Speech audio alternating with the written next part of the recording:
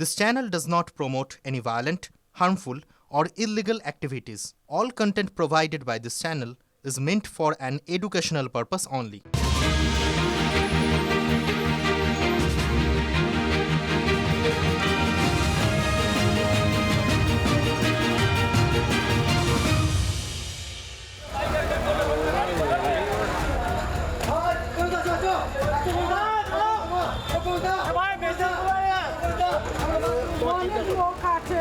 চিন্তা করো, মাথা ঠান্ডা করো।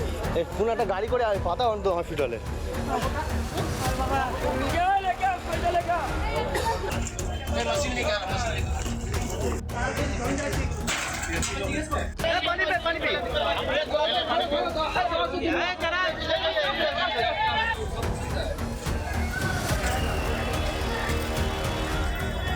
আগে এই মাঠটাতে শুরু করে ওখান থেকে ছেলেটা একদম ঠিকঠাক অবস্থায় এও ঠিক আছে আমি কথা বলছি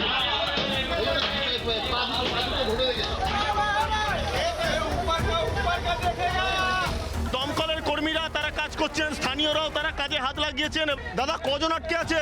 50 থেকে 60 জন আটকে আছে। তারা কাজ করছিল কন্ট্রাক্টর। কন্ট্রাক্টর মাঝখানে আছে, এইখানে আছে আর ওইদিকে সাইডে আছে, দুই জায়গায় আছে। নাট ছিল, ওরা দেখতে গেছে কি হয়েছে, কাজ হচ্ছিল, দেখতে গেছে, তারপরে আবার পড়ে গেছে। টিনের শেড যে তোলার, সেই তোলার কাজটাই এই মুহূর্তে করার চেষ্টা করা হচ্ছে। পুরো বিল্ডিংটা পুরোটাই ধসে গেছে।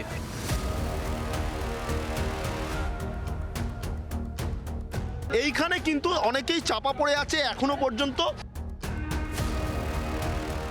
যে সিমেন্ট, বালি, পাথরের সংমিশ্রণ দিয়ে ঢালাই আমরা সবাই করে থাকি, এটা সেটা হয়েছিল। আর তার তলার যে অংশ সেটা হলো লোয়ার স্ট্রাকচার।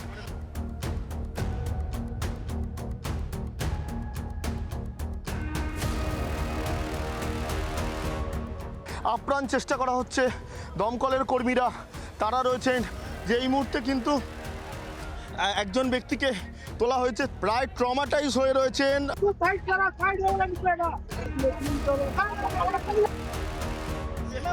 সেনাবাহিনী এসছে, সেনাবাহিনী নেমেছে।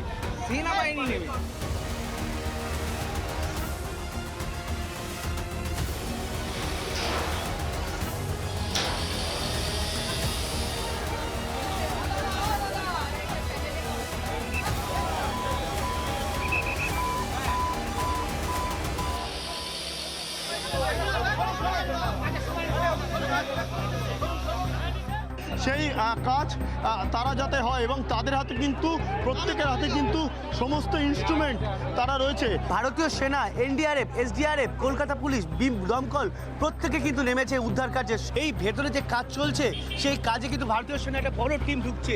এই টিমটা কিন্তু মূলত কাজে হাত দেবে।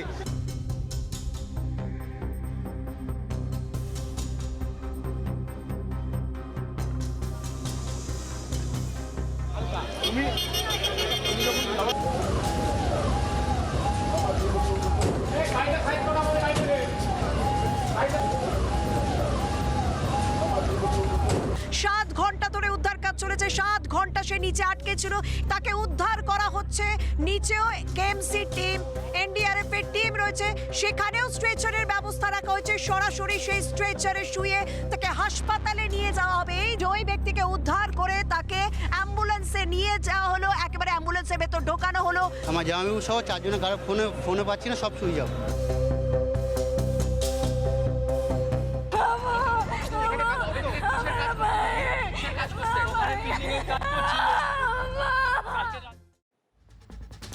ভয়ঙ্কর বিপর্যয়, সেই ছবি আপনাদের এতক্ষণ আমরা দেখাচ্ছিলাম। দিনভর আমরা কভারেজ করেছি, এখনও করে চলেছি। আমাদের টিম সেখানে পড়ে রয়েছে। যারা এই বিপর্যয়ে তাদের প্রিয়জনকে হারিয়েছেন তাদের প্রতি সমবেদনা জানিয়ে এবং যারা মারা গিয়েছেন তাদের আত্মার প্রতি শ্রদ্ধা জানিয়ে আমরা শুরু করছি ঠোঁটকাটা। আপনাদের সঙ্গে আমি রাজা চট্টোপাধ্যায়। যতটা পারবো আমাদের সাধ্যমতো তথ্য আপনাদের সামনে বস্তুনিষ্ঠভাবে তুলে ধরবো আমরা। ভয়ঙ্কর বিপর্যয় ঘটে গেল তারাতলায়। তারাতলায় ভেঙে পড়ল একটা গোটা ওয়্যারহাউসের ছাদ, বিশাল বড় গুদাম। ভেঙে পড়ল গুদামের ছাদ, গুদামের লোহা এবং কংক্রিটের কাঠামোর নিচে চাপা পড়লেন অসংখ্য শ্রমিক। অনুমান কলকাতা বন্দরের জমিতে নির্মীয়মান এই গুদামটি, এখানে চা রাখা ব্যবস্থা হতো যদি গুদামটা যখন তৈরি হয়ে যেত, চা গুদাম। প্রায় 20,000 বর্গফুট এলাকা জুড়ে ছিল এই গুদামটা। বুঝতে পারছেন কত বড় ডায়ামিটারটা, এরিয়াটা, বিশাল ওয়্যারহাউস। মূল কাঠামোটির ভিতর কোনো দেওয়াল বা আলাদা কোনো চেম্বার বা কক্ষ না থাকায় গোটা অংশই একসঙ্গে ভেঙে পড়ে। আজ দুপুর 12টা 7-8 নাগাদ ঘটনাটা ঘটেছে। ফলে অতিরিক্ত ভার সামলাতে না পেরে, যেহেতু ভেতরে কোনো চেম্বার ছিল না, লোহার যে বিমগুলো ছিল সেগুলো বহু জায়গায় বেঁকে গিয়েছে, বসে গিয়েছে। সেই বিমে লেগে আছে রক্ত, মাংস। স্থানীয়দের দাবি, যখন ঘটনাটা ঘটেছিল তার অনেক আগে থেকে, সকাল থেকেই দুলছিল ওই গোটা কাঠামোটা। শ্রমিকেরা সেটা খতিয়ে দেখতে গিয়েছিলেন, ইন্সপেকশন করতে গিয়েছিলেন যে কেন দুলছে। অর্থাৎ বিপদ সংকেত তখনই ছিল, তারা বিপদ সংকেত পেয়েছিলেন, কিন্তু এটা খুব ভাবতে পারেননি যে এটা ভেঙে পড়ে যেতে পারে। তারপরেই হুড়মুড়িয়ে ভেঙে পড়ে লোহার বিম সহ প্রায় 5 তলা উঁচু এই কাঠামো। বুঝতে পারছেন 5 তলা উঁচু, কি বিশাল। নিচে চাপা পড়ে যান শ্রমিকেরা, শুরু হয়ে যায় হাহাকার। নতুন সরকার আসার পর, শুভেন্দু অধিকারীদের সরকার আসার পর এই প্রথম এ রাজ্যে এত বড় বিপর্যয়, এত বড় দুর্ঘটনা। কথায় বলে না যে বিপদের দিনেই মানুষকে চেনা যায়, সরকারের অ্যাপ্রোচ বোঝা যায়।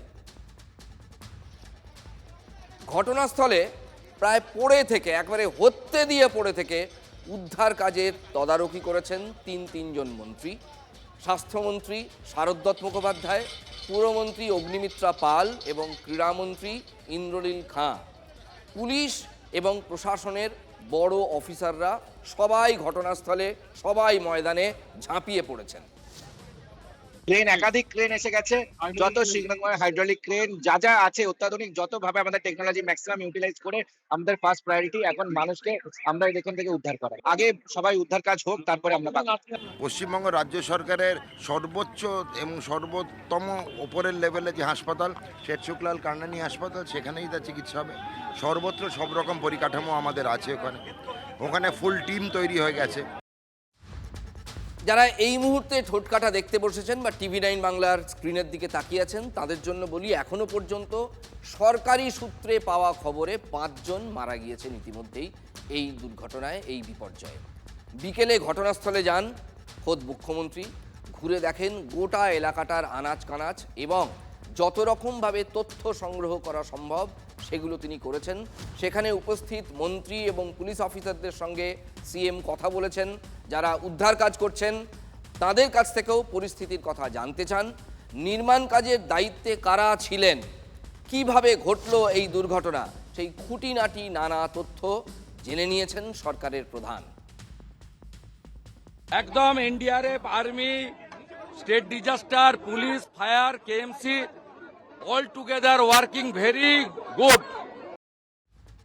মন্ত্রীরা ঘটনাস্থলে গেলেন, মুখ্যমন্ত্রী গেলেন, তাতে ভালো ফটো সেশন হতে পারে, কিন্তু দেখুন মন্ত্রীরা তো আর নিজেরা উদ্ধার কাজে হাত লাগাবেন না।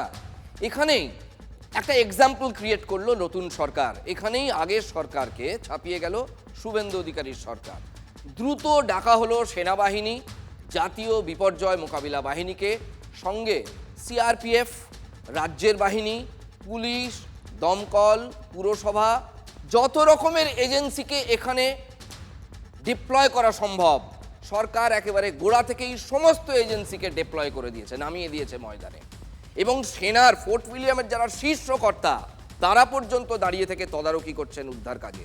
রাজ্য সরকারকে দরাদ সার্টিফিকেট দিয়েছেন প্রযুক্তিবিদ CPM নেতা বিমান বন্দ্যোপাধ্যায়। শুনুন তার কথা। আমি দেখুন ক্রেডিট নিতে চাই না, কিন্তু এই ইনসিডেন্টটা আপনারাই বলবেন। আগের সময় হলে আর্মিকে ডাকা যাবে না, NDRFকে, আরে আপনার ওই স্টিলের যে কংক্রিটের চাঙড় কাটার মেশিন নেই, আপনি আর্মিকে ডাকবেন না, NDRFকে ডাকবেন না, আপনার ক্রেন নেই। আপনি যে হিউজ লাইফকে সেভ করে দিয়েছে যারা স্টার্ট করেছে, এটা তো আমরা তো কমপ্লিটলি একদম 5টা স্পেশাল উইংসকে অল টুগেদার করে দিয়েছি। Army, NDRF, civil defence, fire, police, KMC, 6টা উইংসকে একসঙ্গে করে দিয়েছি। পুরো স্বাস্থ্য ভবনকে SSKM নিয়ে চলে এসেছি, গ্রিন চ্যানেল করে অ্যাম্বুলেন্স দিয়েছে। আমরা কত লোকের মানে আজকে লাইফ সেভ করে দেওয়া হয়েছে। আপনি যদি উদ্ধার কাজটা নিয়ে বলেন যে সকাল থেকে আমরা না, যে তৎপরতার এটা সঙ্গে নিয়ে উদ্ধার কাজ বললে- দেখলাম, এটা কিভাবে? এটা আমি বলছি, আমরা আগেও দেখেছি অনেক সাইটে গেছি, অনেক দুর্ঘটনা, আমরা এবং বস্তা উড়াল হয়তো ঘটনা বন্দর দেখেছি। কর্তৃপক্ষ হলে একটু অ্যাডভান্টেজ পেয়েছে, কিন্তু যেভাবে স্টেট গভর্নমেন্ট এবং বন্দর কর্তৃপক্ষ এবং কর্পোরেশন শুনলাম এসছে, সেটা নিঃসন্দেহে প্রশংসার দাবি রাখে। এ নিয়ে কোনো কিন্তু নেই, কারণ এই ডিজাস্টার ম্যানেজমেন্ট যেভাবে কাজ করছে, আমার চোখে কলকাতায় এইরকমভাবে আমি ডিজাস্টার ম্যানেজমেন্ট সঙ্গে আপনি তো জানেন এতেও কাজ হয়েছিল, যখন বিবেকানন্দ ব্রিজ যেটা তৈরি হচ্ছিল ভেঙে পড়েছিল, সেখানে যে ঘটনা ঘটেছিল সেখানেও কিন্তু দেখেছি ডিজাস্টার ম্যানেজমেন্ট টিম প্রচণ্ড দুর্বল ছিল। সেখানে কিন্তু এখানে যথেষ্ট মানে গুরুত্ব দিয়ে এই ডিজাস্টারকে সামলানো হচ্ছে। দেখুন, মুখ্যমন্ত্রী স্বয়ং বলছেন যে আমি আলাদা করে কোনো কৃতিত্ব নিতে চাই না। আমরাও এটা বলছি যে এটাই নর্মাল। বিপর্যয়ে সাধারণ মানুষ যখন বিপদে পড়েন তখন এটাই নর্মাল, এটাই হওয়া উচিত। এটা না হলে সমালোচনার জায়গা থাকে। এটা হয়েছে বলেই প্রশংসা করছেন অনেকে, এতজন মারা গিয়েছেন। ওই এলাকার এমএলএ ফিরাদ হাকিম, এটা বন্দর এলাকার মধ্যে পড়ে, পোর্ট এলাকা, বিধানসভা কেন্দ্র। ফিরাদ সাহেবের এটা বিধানসভা কেন্দ্র, কিন্তু তিনি ঘটনাস্থল পর্যন্ত যাননি যে কোনো কারণেই হোক। যদিও ফিরাদ সাহেব গিয়েছিলেন এসএসকেএম হাসপাতালে, সেখানে কথা বলেন স্বাস্থ্য সচিবের সঙ্গে। ট্রমা কেয়ার সেন্টারে যারা আহত ভর্তি আছেন তাদেরকেও দেখতে যান তিনি। কলকাতার প্রাক্তন মেয়রও সরকারকে এই উদ্ধার কাজে এবং তাদের প্রোঅ্যাক্টিভিটি দেখে দরাজ সার্টিফিকেট দিচ্ছেন।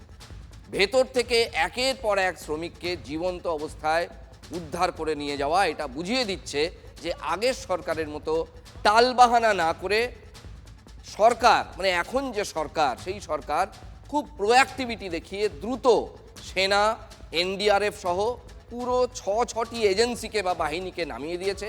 ফলে বিপর্যয়ের পরেও আরও বেশি প্রাণহানি হলেও হতে পারত, সেটা এড়ানো গেছে বলে অনেক বিশেষজ্ঞই মনে করছেন।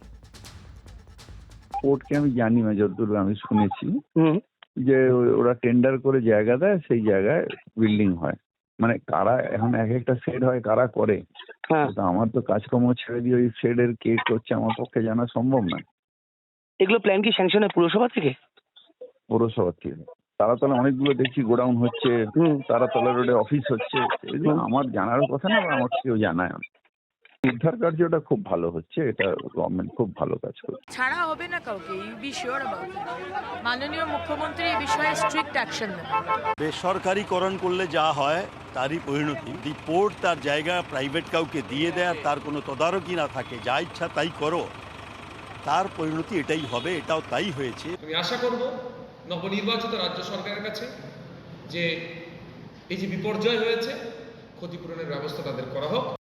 রাজারহাট গোপালপুরের প্রাক্তন তৃণমূল বিধায়ক অদিতি মুন্সি আদালতে সাময়িক স্বস্তি পেলেন, কিন্তু স্বস্তি পেলেন না তার স্বামী দেবরাজ।